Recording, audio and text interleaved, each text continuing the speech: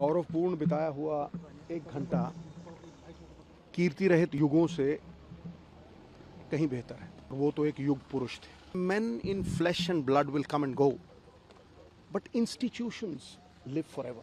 उन्हें डिफाइन करना हो ना एक लाइन में, the Pioneer of economic transformation.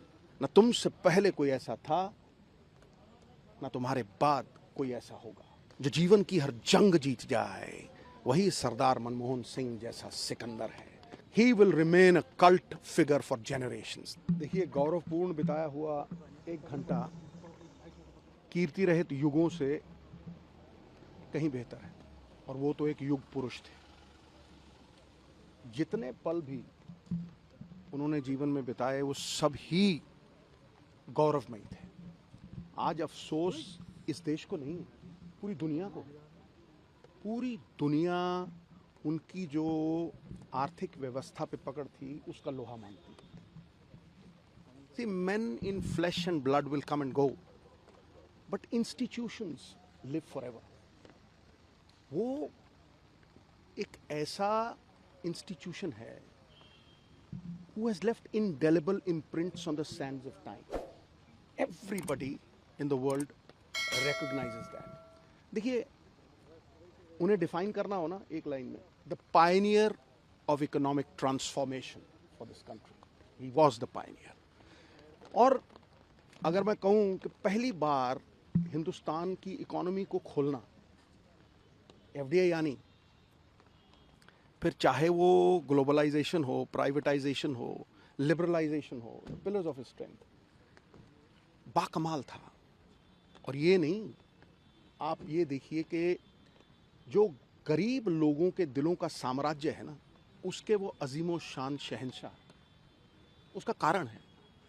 उसका कारण ये है कि जो दिहाड़ीदार, पल्लेदार, बिलो पॉवर्टी लाइन, बीपीएल लोग, 60-70% हिंदुस्तान की पॉपुलेशन जिन्हें रोटी खाने के लाले हैं, उनके लिए जो मनरेगा का लाना, डेली वेजेस का लाना, 3 rights, right to food, right to education, और सबसे बड़ी बात है, पॉलिटिक्स में अकाउंटेबिलिटी और ट्रांसपेरेंसी 2 चीज़ें होती हैं।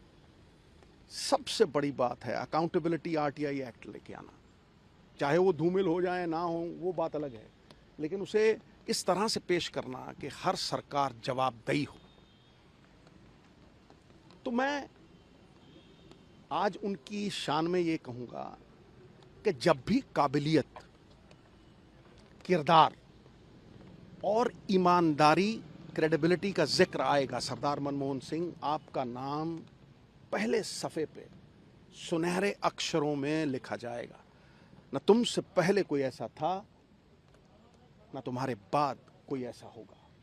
ही वॉज, जिसे कहते हैं ना कि आज के युग में सबसे बड़ी बात है विश्वसनीयता। वो विश्वास इसलिए नहीं है क्योंकि the image of the ugly politician has not been erased.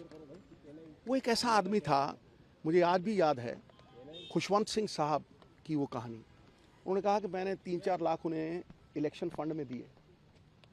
तो जब इलेक्शन ख़त्म हो गया, दरवाजे पे दस्तक हुई, वो खड़े थे और उन्होंने कहा, यार ये तुमने 3 लाख दिए थे, इसमें से 2.5 लाख बच गया, मैं तुम्हें वापस देने आया।